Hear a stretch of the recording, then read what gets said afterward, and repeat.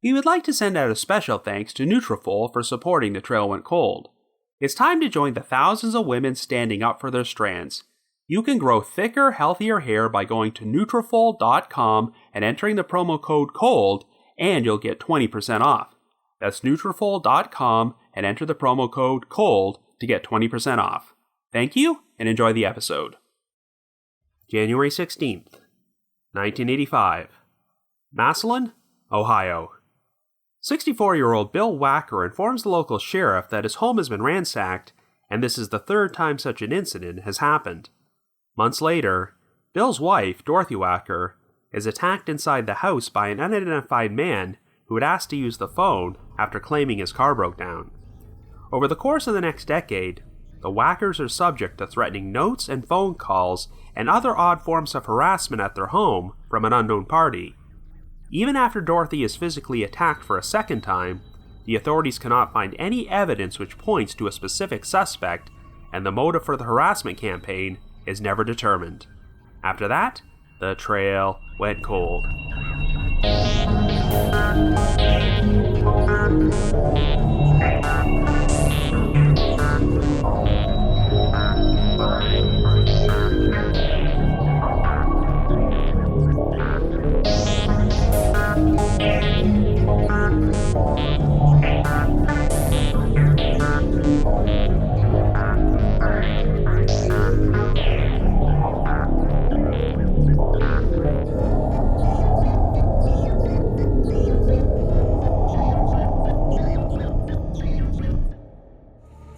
Well, as far as all this harassment is going on, which to me it looks like it's trying to force us to move. Why should I move? Why should we move? Why should we be forced out by a kook? To me, that's what it is a kook. I'll not do it. I'll stay there, protect our own. Hello everyone, and welcome to our final Halloween-themed episode of The Trail Went Cold. I'm your host, Robin Warder, and today we're finally going to be covering an infamous story which is truly out of the ordinary, the harassment of Bill and Dorothy Wacker.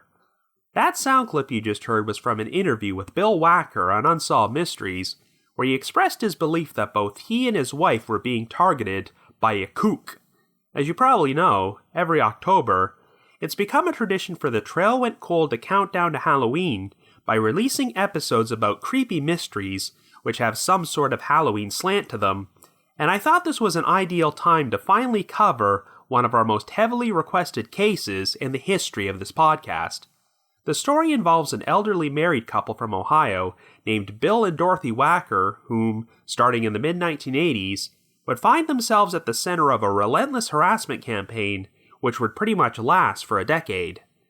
Things escalated to the point where the story wound up receiving national exposure when it was featured on an episode of Unsolved Mysteries, but it's unclear when and if the harassment came to an end.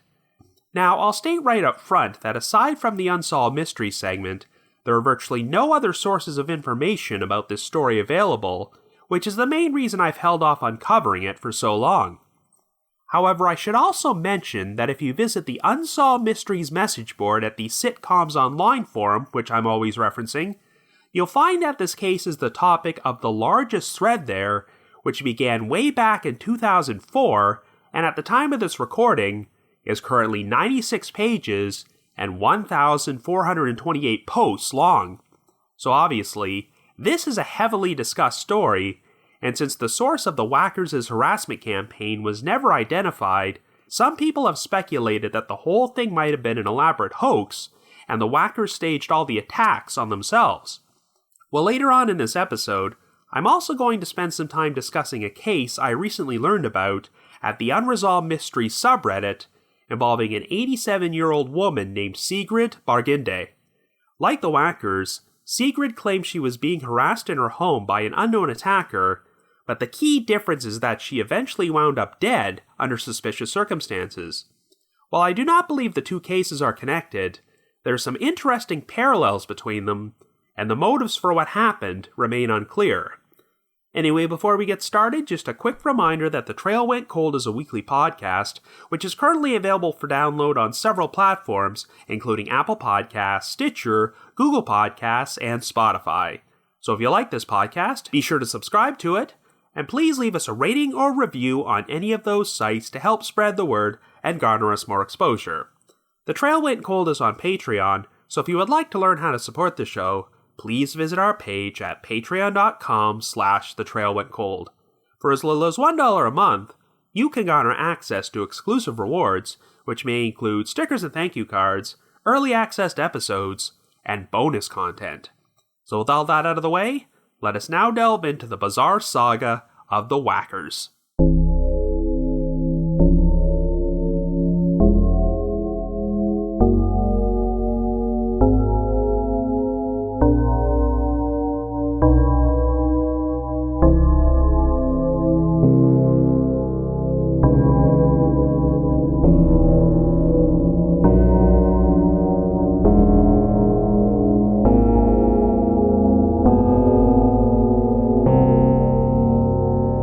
Our story begins in 1985 in Massillon, Ohio, a town of just over 30,000 people located in Stark County.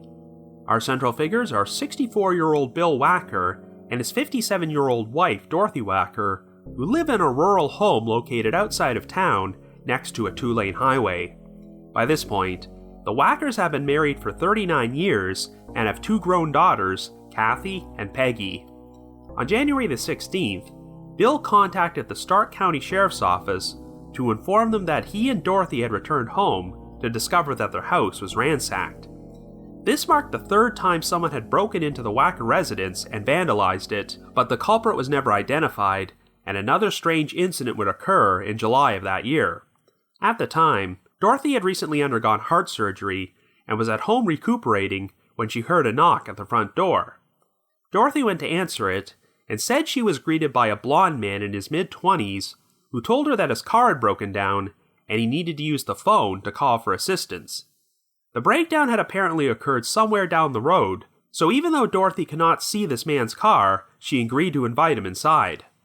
While the man used the phone in the dining room, Dorothy entered the kitchen and could overhear his conversation in the background.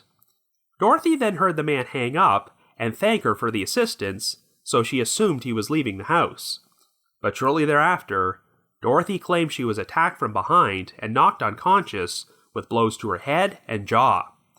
When Dorothy woke up, she was now lying bound and gagged on the kitchen floor, but managed to crawl towards an open window and cry out for help. When some neighbors heard her, they ran over to the house and called for assistance. Dorothy received some medical treatment, and thankfully she was not seriously injured.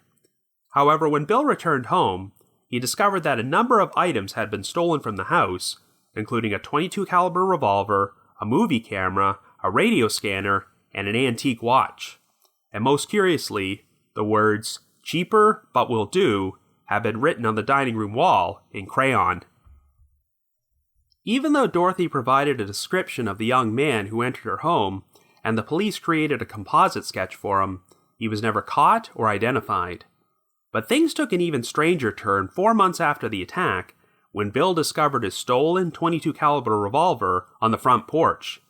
The gun was wrapped in a plastic shopping bag, and shortly thereafter, the other items which had been stolen, including the movie camera, radio scanner, and antique watch, would also be dropped off at the Wacker residence at different times. It was during this time period when Bill and Dorothy started receiving a series of bizarre, harassing phone calls. Sometimes, the Wackers only heard the sound of heavy breathing on the line, but on other occasions, an unidentified male caller would threaten violence against them. The Wackers attempted to counter this by changing their phone number multiple times, but the responsible party would somehow manage to always learn their new numbers and continue calling up the couple to harass them. In addition, Bill and Dorothy would frequently hear loud banging on the side of their house, and the incidents always took place after it got dark. But whenever they checked outside, they never saw or heard anyone, not even the sound of a car speeding away from the scene. Things reached the point where the Wackers decided to mount a security light outside the front of their house, but it wasn't long before they found a note on their porch which read, quote, "Sunday didn't do you in. Next time. Called but didn't answer. Your lights are a laugh. End quote. More threatening notes would gradually be left on the Wackers' porch, which featured such messages as, quote, "You scum, I'll get even. No junk. This time. Ha, ha." End quote. It's also worth mentioning that certain words like Sunday, lights, and this would be spelled with a Z instead of an S. Police suspected that someone had used their non-dominant hand to scrawl these notes out in an attempt to conceal their handwriting, and no fingerprints were ever found on any of them. The harassment would continue on for years, but there didn't seem to be any rhyme or reason or consistency to the whole thing.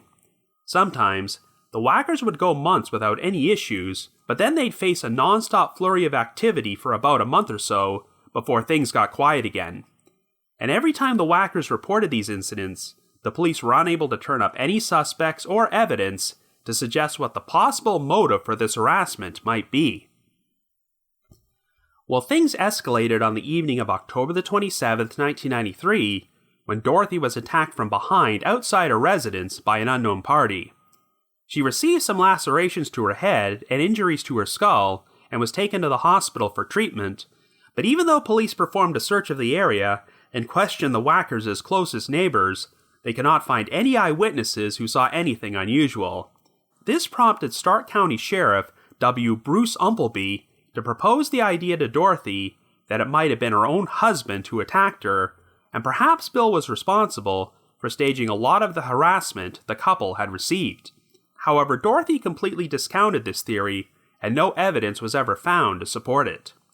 A few weeks after the attack, the Wackers decided to stake out their own house after it got dark in hopes of finally catching the perpetrator in the act.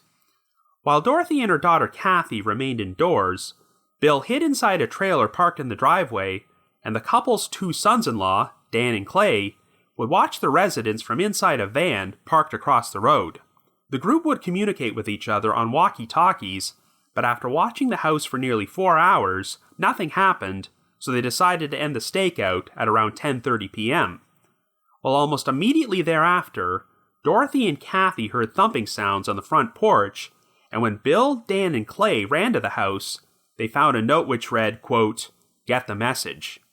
However, no one from the family was able to catch a glimpse of the person who left the note, and it seemed like they had somehow found a blind spot to do this undetected. Anyway, the Wackers decided to take their story to Unsolved Mysteries, and it would be featured on an episode which aired on May the 25th, 1994.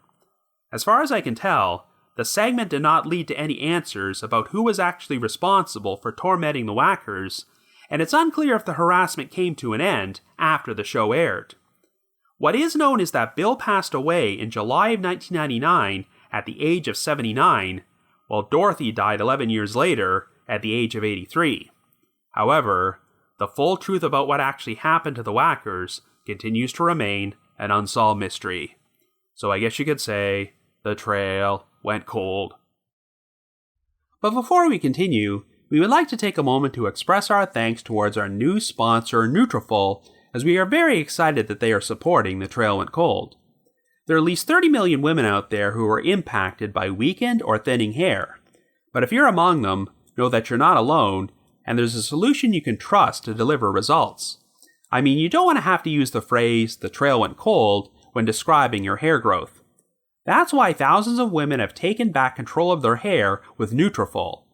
Many users have raised that the supplement not only transformed their hair, but restored their confidence too. Nutrafol offers 2 targeted formulas for women that are clinically shown to improve hair growth and thickness with less shedding through all stages of life.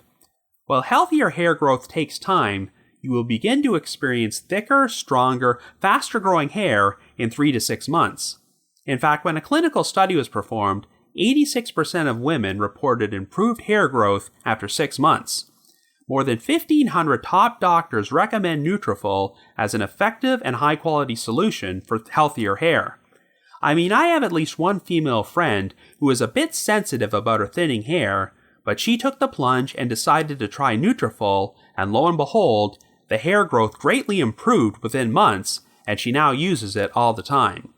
You can grow thicker, healthier hair and support our show by going to Nutrafol.com and using our promo code, and new customers will get 20% off. This is their best offer available anywhere, plus free shipping on every order. Get 20% off at Nutrafol.com, spelling Nutrafol.com, and use the promo code COLD. That's Nutrafol.com, and the promo code is COLD. Thank you, and enjoy the rest of the episode.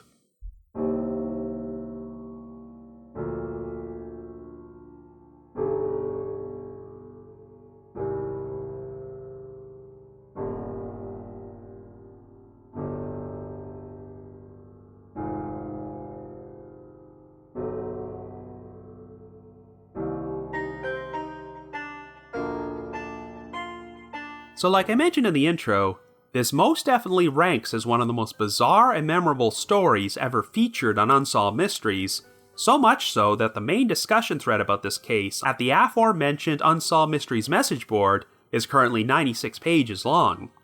And that's quite remarkable when you consider there's a limited amount of information available, and the lone source is the original Unsolved Mysteries segment. However, I can definitely see why there's always been a fascination with stories about people who are relentlessly harassed for long periods of time. In today's digital age, it's pretty easy to harass someone behind the anonymity of a computer screen, but back in the 1980s and early 90s, harassment campaigns like this required a ton of effort, so being able to maintain them for years at a time is a scary level of devotion. Unsolved Mysteries featured a couple of other stories just like this one, which have previously been covered on episodes of The Trail Went Cold. There's the saga of Bashir Khosrowshahi, who was tormented for several years by thousands of threatening phone calls from an anonymous figure nicknamed L'Enfant, which is French for the child. There's the Circleville Letters case, in which multiple people received a series of threatening anonymous handwritten letters over the course of several years. And there's the story of Cindy James, who claimed she was being relentlessly harassed and violently attacked by an unidentified stalker for 6.5 years before she was found dead under suspicious circumstances. In each of these cases, there are theories about who might have been responsible for the harassment and their possible motives. There's zero doubt that the harassment in the Circleville and L'Enfant cases was legitimate because it was backed up by letters and phone records, but the Cindy James case is a lot more controversial. Even after extensive police surveillance, they could not find any evidence which pointed to a suspect, so the authorities began to believe that Cindy was suffering from some sort of mental illness which caused her to stage all the attacks against herself before she ultimately staged a very elaborate suicide. Since Cindy wound up dead, we can at least pinpoint a moment when her harassment came to an end.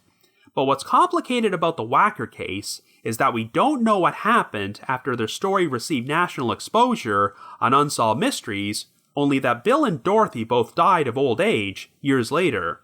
With Cindy James, the police and some of the journalists who have covered the case have openly expressed their belief that Cindy's attacks were self-inflicted and there was no foul play in her death. But the authorities' opinion about the Wacker case is a bit more ambiguous because the only public comments were provided by Stark County Sheriff W. Bruce Umpleby during his Unsolved Mysteries interview.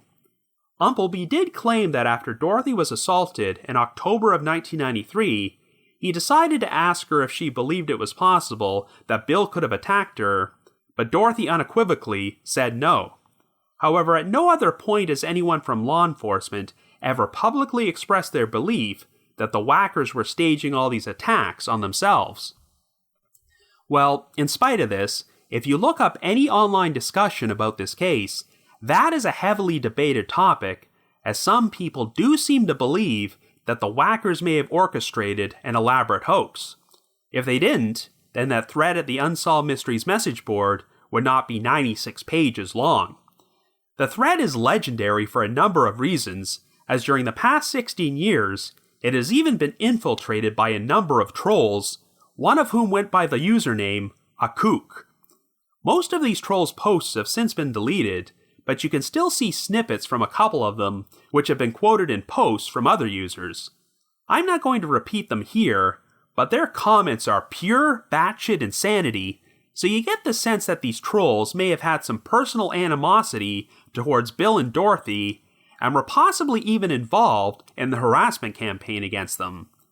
There are also a number of threads about this case at the Unresolved Mysteries subreddit, but only about 5 months before this episode was recorded, a thread was started by a poster under the username Soviet Baby, who said they were related to Bill Wacker because their great-grandmother was Bill's sister.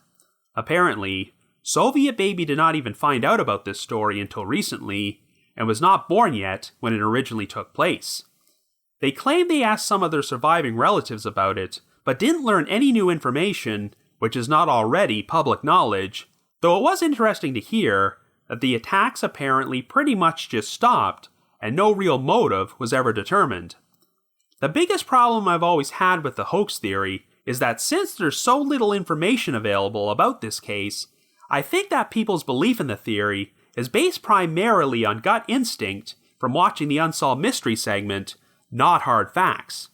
Like I just mentioned, the only time I've ever seen anyone in law enforcement express skepticism is when Sheriff Umpleby asked Dorothy about the possibility of Bill attacking her, but it sounds like he was just exploring all avenues and may have been satisfied by Dorothy's answer when she rejected that possibility. I think that if the sheriff truly believed that this was nothing more than an elaborate hoax, he either would have been more outspoken about it during his interview, or not wasted any time appearing on the show at all.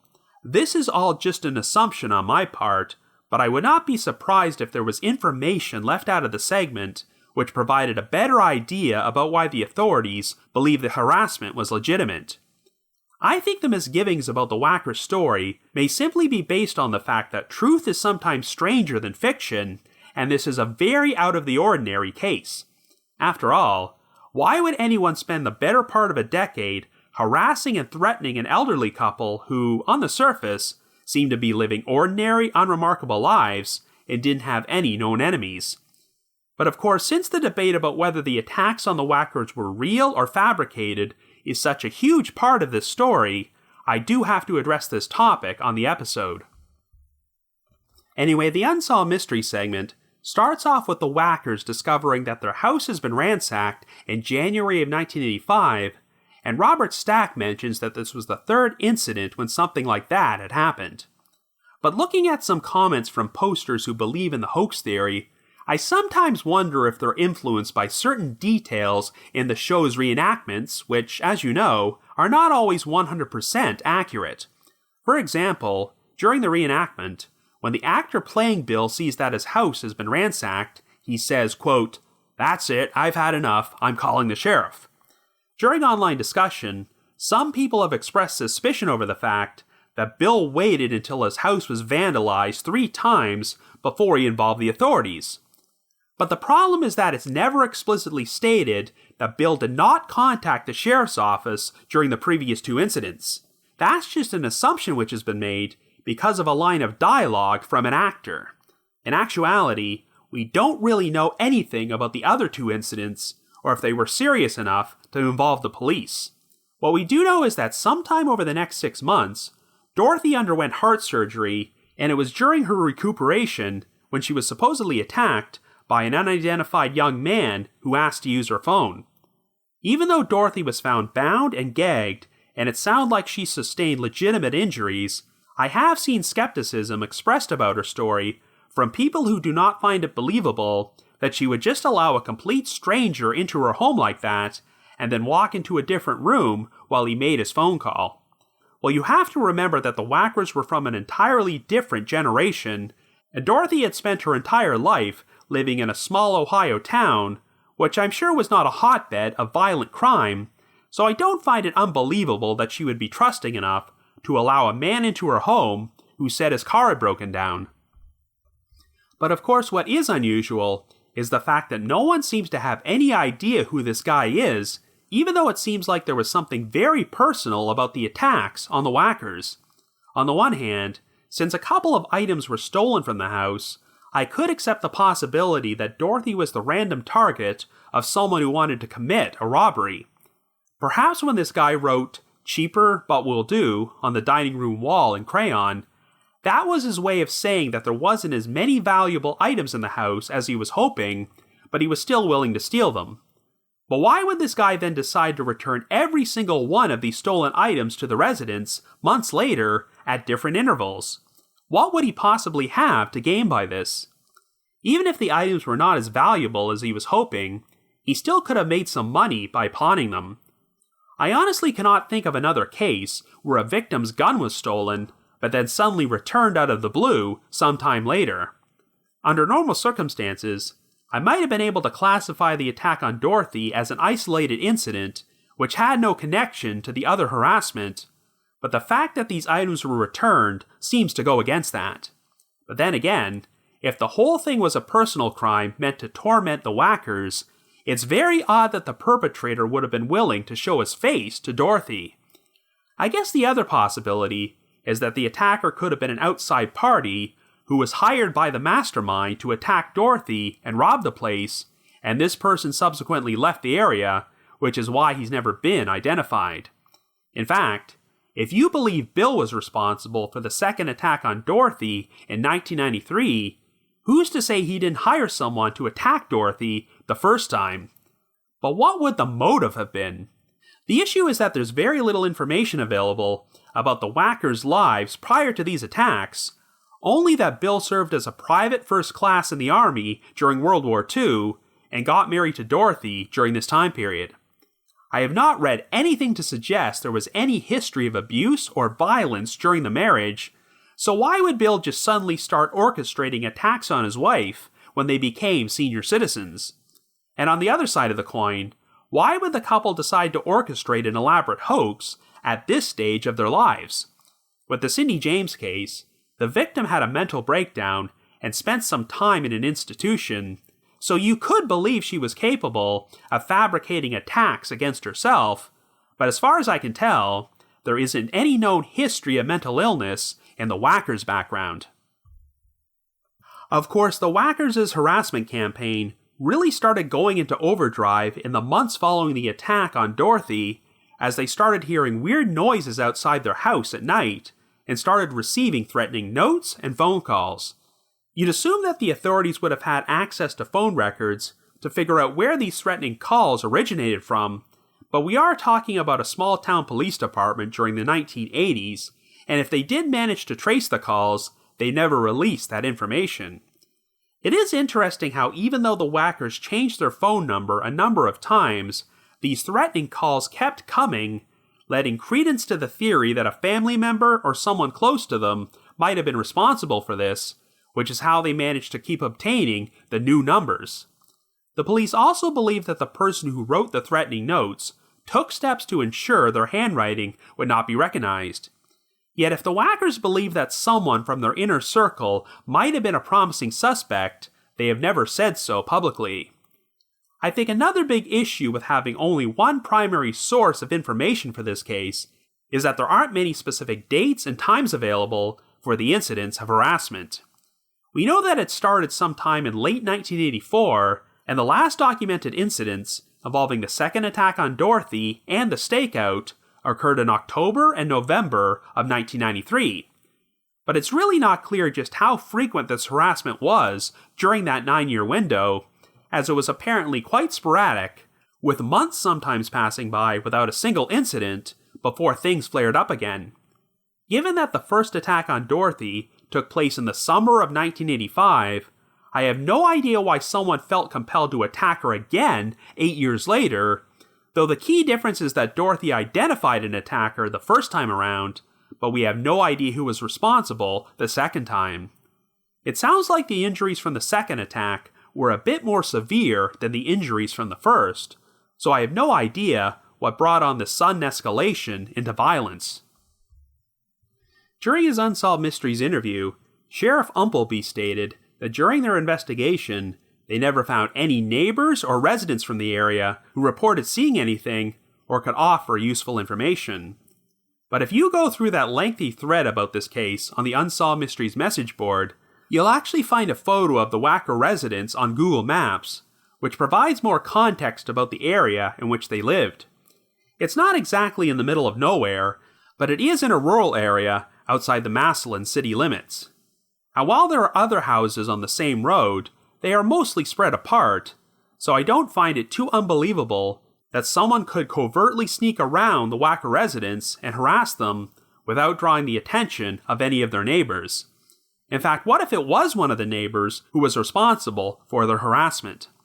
Following the second attack on Dorothy, she and Bill enlisted the help of their daughters and sons-in-law to set up a stakeout outside their home, and naturally, some people have questioned why they would have waited so long to do something like this after being terrorized for 9 years.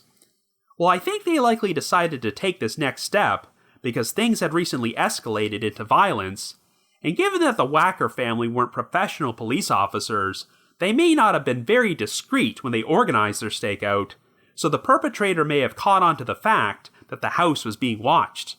Now, I want to be careful here, not to confuse details from the Unsolved Mysteries reenactments with facts, but after Dorothy and Kathy hear a loud thumping outside the house, they find a note on the front porch which has been wrapped around a rock. It's never explicitly stated during the segment that a rock was used, but if that detail in the reenactment is accurate, then this would explain how the note wound up on the front porch without anybody from the family seeing anything, as the perpetrator may have thrown the rock from a concealed place before taking off. The Unsolved Mysteries segment aired in May of 1994, about 6 months after this incident took place, so I'd really be curious to know when exactly the decision was made to take this case to the show. This was definitely a lot different than your typical true crime story on Unsolved Mysteries, since it did not involve a death or a missing person, but considering that it did not get any mainstream publicity, it really must have captured the show's attention when they decided to profile it. Believers in the hoax theory have speculated that perhaps the Wackers' motive for staging the whole thing was because they were bored, elderly retirees who wanted attention, but the problem is that the harassment and attacks continued on for nearly a decade before they even received any of this attention. Back when this all started in 1984, Unsolved Mysteries was not even a thing yet, and there's no way the Wackers could have foreseen their story receiving exposure on national television. I get the impression that the Wackers' decision to put their story out there may have been born out of the hope that nationwide attention might finally motivate the responsible person or persons to finally stop, leave them alone, and give them some peace.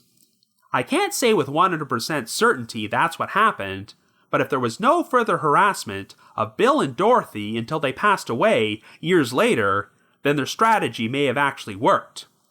I really do not believe the hoax theory adds up, but before I start talking about potential suspects, I want to take a few moments to talk about another unsolved case which I briefly mentioned during the intro, as it involves an elderly woman who was harassed and tormented for months by an unknown party before she wound up dead under suspicious circumstances. I recently saw a poster under the username The Bones of Autumn start a thread about this case at the Unresolved Mysteries subreddit, and if there was more information available, it would probably be worthy of its own podcast episode. But I wanted to discuss it here because you can draw some interesting parallels with the Wacker case. The victim in this story is 87-year-old Sigrid Barginde, a retired bookkeeper who lives alone in a modest brick house on the south side of Chicago. Sigrid was nearly deaf and had very poor eyesight, requiring thick glasses in order to see 10 inches in front of her. In April of 1981, Sigrid phoned up the Chicago Police Department to describe a terrifying incident. She told them she had fallen asleep on the couch while watching TV, but when she woke up, she saw what she described as 3 shadowy figures moving around her living room. When Sigrid screamed, these intruders covered her with a sheet before hitting her in the head and face. They then put her inside a closet, and Sigrid said she could hear faint sounds of the intruders searching through her home, but once it became quiet again, she finally exited and called for help. While the police couldn't find any signs of forced entry at Sigrid's residence, she had a head injury and a black eye, and the sheet which had been used to cover her head was stained with blood. Oddly, Sigrid went to a neighbor's residence to call the police, because when she attempted to make the call from her own phone, she said that no one could hear her. Well, when police took Sigrid's phone in for repairs, they discovered that pieces of the voice transmitter had been ripped out of the receiver. After the phone was fixed, the receiver was screwed back on very tightly before it was returned to Sigrid, but 1 week later, she called the police again from her neighbor's phone to complain about her own telephone having been tampered with. Sure enough, when police checked it out, they discovered that pieces of the voice transmitter had been removed from the receiver again. This time around, after the repairs were made, the receiver was glued shut, but 1 week after the phone was returned, Sigrid contacted the police yet again to complain about her phone not working, and when they arrived at the residence to check it out, they discovered that the receiver and cord had been pulled out. The authorities were not sure what to make of the whole situation, because even though there was no real reason to believe that Sigrid was staging the whole thing, the only access point to her residence appeared to be a bedroom window which opened around 8 to 10 inches and seemed too small for an intruder who was older than a kid.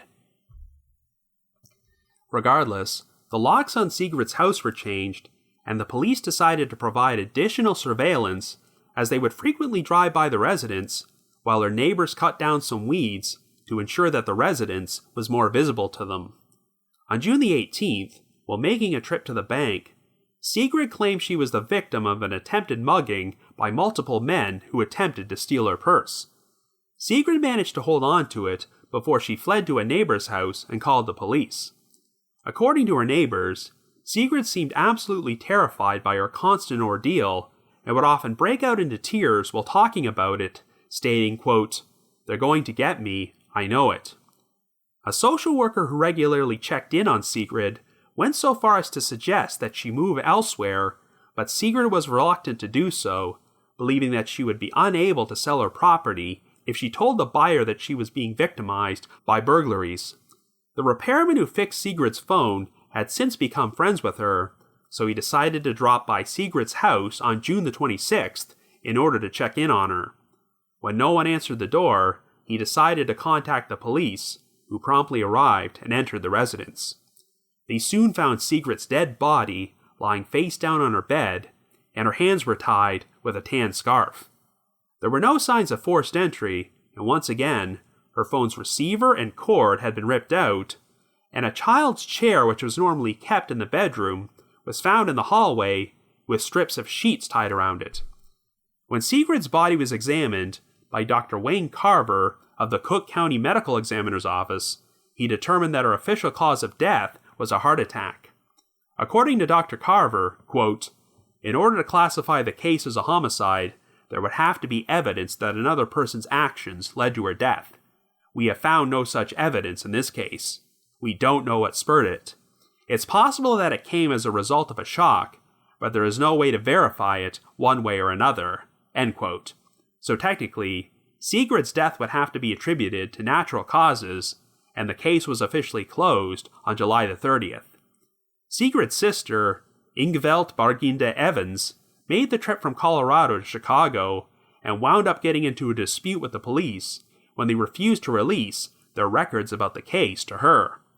When Ingveld's daughter entered Sigrid's residence to begin cleaning and boxing things up, she was shocked to discover a large amount of blood on Sigrid's bed, headboard, and a pillow, and wound up taking photographs of the scene.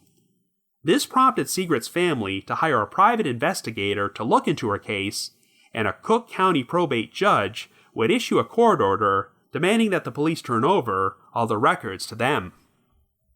Unfortunately, this is pretty much where this story ends, as I could not find any media coverage of this case at all after September of 1981. So I can only assume that the family's investigation into Sigrid's death went nowhere, but from what little information we have, this is a truly terrifying and frustrating story. The idea that the Chicago PD decided to close this case because Sigrid's official cause of death was a heart attack just makes me want to tear my hair out. Even if that is technically what happened, if this heart attack was the result of an intruder breaking into her home and tying her up, then that person is still complicit in her death. Believe it or not, Dr. Carver did say that it was technically possible for Sigrid to have tied her own hands up, but how likely is that for an 87-year-old woman? It's also pretty mind-boggling to think that Sigrid's niece apparently photographed blood on the bed where Sigrid's body was found 2 months after her death. Was that blood actually there the whole time and just ignored by the police? It's also unsettling to see that the police were initially skeptical about Sigrid's account of the violent attack against her, even though she had a head injury and a black eye. I guess in a way, I can understand the police's skepticism since there were no signs of forced entry, but herein lies a terrifying possibility. What if there was an intruder who secretly entered her house and never left? We're talking about a woman who was practically deaf and had such poor eyesight she could only see 10 feet in front of her, so after the first incident, this attacker could have just decided to hide in an attic or a crawl space or something, and was able to remain there undetected. Every time Sigrid's phone was repaired, this person decided to emerge from their hiding spot in order to tamper with it, because they got off on toying with her. This person then might have decided to sneak up on Sigrid and tie her up, but did not expect her to succumb to a fatal heart attack. In essence, they may have literally scared her to death. While this scenario might sound a bit far-fetched, it's actually not unprecedented. For an example, look up the story of Theodore Edward Coneys, aka the Denver Spider-Man, who somehow managed to live inside the attic at the home of an elderly Denver couple named Philip and Helen Peters for 9 consecutive months before he was caught. In fact, Coneys wound up murdering Mr. Peters inside the kitchen while his wife was recovering in the hospital, which left the authorities completely baffled because all of the house's doors and windows were locked. But that was because Coney snuck back into the attic undetected, and when Mrs. Peters returned home from the hospital, she was completely unaware that her husband's killer was still occupying the house with her. Well, I'm not saying this is exactly what happened in Sigrid Barginda's case, because let's not forget that during the initial attack on her, she reported seeing 3 shadowy figures inside her house. All signs seem to point to it being an attempted robbery, though it's unclear if anything was actually stolen. But someone could have used that as the jumping off point to senselessly torment an elderly woman for the next 2 months. There's really not enough information to form a concrete theory in this case, but I thought it was important to tie Sigrid's story to the Wacker case because it just demonstrates that there are people out there who get off on tormenting others for no logical reason. I always wonder how people would look at this case today if Bill and or Dorothy had suffered the same fate as Sigrid and wound up dead because of the harassment they faced. While there are definitely documented cases of people staging fake attacks on themselves, the issue with believing this is what happened with Bill, Dorothy, and Sigrid is that they were all senior citizens. Orchestrating fake harassment campaigns and inflicting injuries on yourself is a lot of work, particularly when you're an advanced age. So the idea of Bill and Dorothy doing this while in their 60s and 70s and somehow managing to keep up the ruse for a decade without getting caught just does not ring true for me. I know there has been suspicion about the fact that the Wackers refused to move out of their house, even though they seemed to believe that the person behind the harassment was attempting to drive them away. Well, why should they have to append their entire lives over this? Hell, even Sigrid was given the suggestion to move, even though she was 87 years old and could barely hear or see. Moving requires a lot of work, and when you're a senior citizen who has settled into a comfortable retirement in a home you like, having to relocate is a difficult ordeal. In Bill's own words, why should we be forced out by a kook? However, this all leads to the biggest unanswered question. What kind of kook would have had a motive to harass the Wackers for such a long period of time?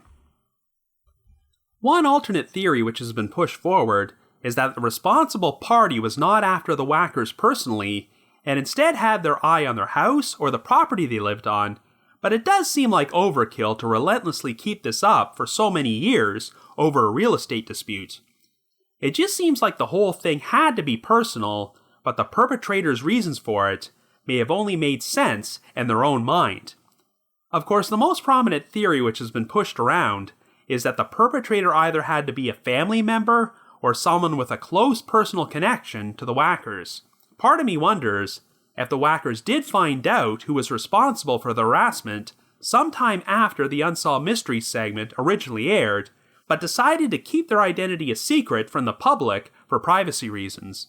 Whatever the case, given that the principals have since passed away, we'll probably never know the full truth about what happened, and this may be destined to remain one of the most bizarre unsolved mysteries of all time. I don't think the Wacker case is being actively investigated anymore, but if by chance you happen to have any information about the death of Sigrid Barginde, please contact the appropriate authorities. But if you just have your own thoughts about what happened, feel free to leave me a comment or send me an email to robin.warder@icloud.com. That's robin.warder@icloud.com.